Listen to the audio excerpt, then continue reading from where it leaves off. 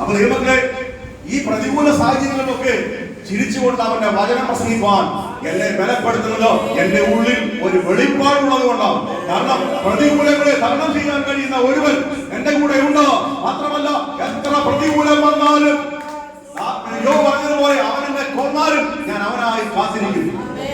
പ്രതികൂല നടുവിലും കാത്തിരിക്കുന്ന ഭക്തന്റെ അകത്തളങ്ങളിൽ ഇതിനെ കുറിച്ചൊരു വെളിപ്പാടുള്ളതുകൊണ്ട് ഞാനും നീയും കച്ചറ വന്നാലും ഞെരുക്കം വന്നാലും പ്രതികൂലം വന്നാലും മാറാത്ത സ്നേഹത്തോടുകൂടെ നാം ആയിരിക്കാൻ കാരണം നമ്മുടെ ഉള്ളിൽ ആ വെളിപ്പാടുള്ളതുകൊണ്ടാണ്.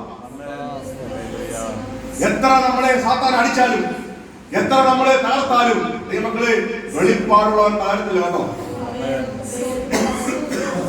പൗലോസിന്റെ കഷ്ടങ്ങളെ കുറിച്ച് പറയുന്നത്, പൗലോസ് ഓരോ ദിവസവും ഉറക്കളപ്പ്, ബുദ്ധിമുട്ട്, പട്ടിണി, പൈതാകം, അടി, കോറുണ്ടടി, കപ്പൽ ചേണം, കള്ള സഹോദരന്മാരുള്ള ആപത്ത്.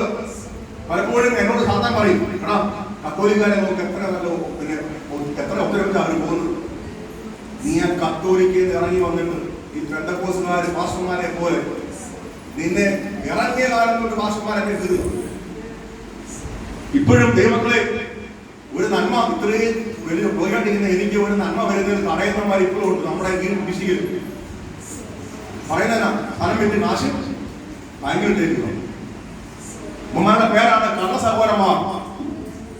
കള്ളത്തരം പറഞ്ഞ് മറ്റുള്ളവനെ എങ്ങനെയെങ്കിലും ദ്രോഹിക്കാൻ വേണ്ടി ഉണ്ടായിരിക്കുന്ന കുറെ കള്ള സഹോദരന്മാർ.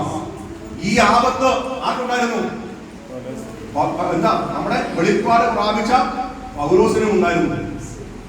ദൈവമക്കളെ, എന്നാലും പൗലോസ് പറയുക, ഞാൻ ഒന്നിലും അധൈര്യപ്പെടത്തില്ല.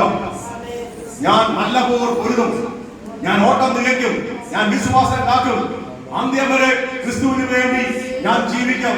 ആരെതിർത്താലും, ആരെന്നെ നശിപ്പിക്കാൻ ശ്രമിച്ചാലും, ശത്രു എന്നെ അടിച്ചാലും, ശത്രു എന്നെ ഇടിച്ചാലും ഞാൻ അവന് വേണ്ടി നിൽക്കും. ദൈവമക്കളെ, വെളിപ്പാട് അകത്തുണ്ടെങ്കിൽ നീ നിൽക്കും.